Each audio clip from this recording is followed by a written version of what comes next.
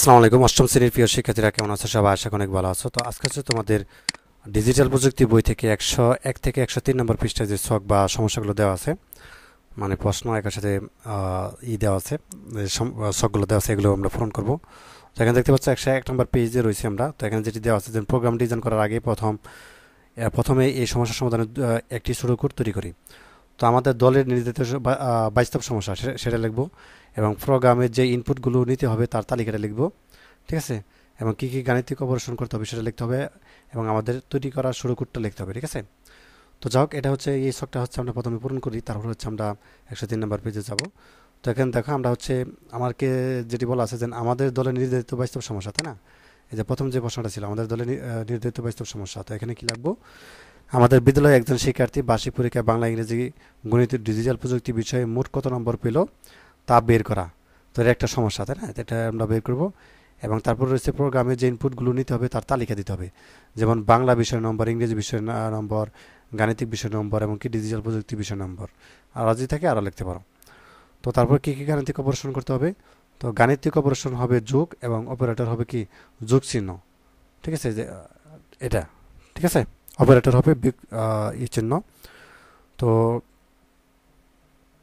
তারপরে হচ্ছে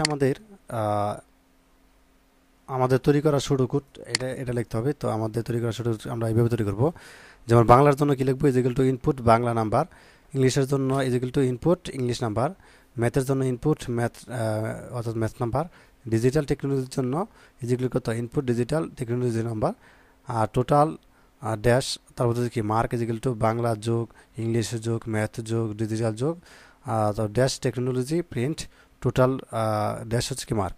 তো এটা হচ্ছে আমাদের শুরু করতে, এটা এভাবে হচ্ছে আমাদেরকে দিতে হবে। তো তারপর আমরা হচ্ছে 103 নম্বর পেজে চলে যাব। 3 নম্বর পেজে একটা সমাধান করতে হবে, সেটা হচ্ছে আমাদের তৈরি করা পাইথন প্রোগ্রাম নিচের ছকে লিখে ফেলি। এবার হচ্ছে আমাদের তৈরি করা পাইথনের যে প্রোগ্রামটা রয়েছে সেটা আমাদেরকে লিখতে হবে। তো আনসারটা যদি তোমার দেখায় যে আমাদের তৈরি করা পাইথন প্রোগ্রাম লিখি।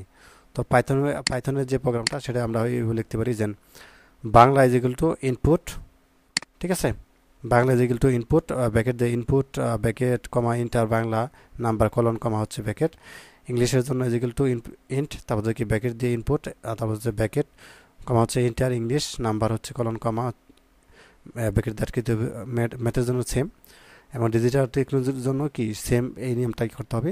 তারপর টোটাল করতে হবে, টোটাল কত ইজ ইকুয়াল টু বাংলা যোগ হচ্ছে ইংলিশ যোগ এভাবে হচ্ছে টোটাল করতে হবে ডিজিটাল টেকনোলজি। তো প্রিন্টের জন্য total marks in annual exam, ঠিক আছে, এবং কলন, তারপর হচ্ছে কমা, তারপর হচ্ছে কি টোটাল। তো নমুনা নথি হচ্ছে সফটওয়্যার প্রোগ্রাম ডিজাইন ওর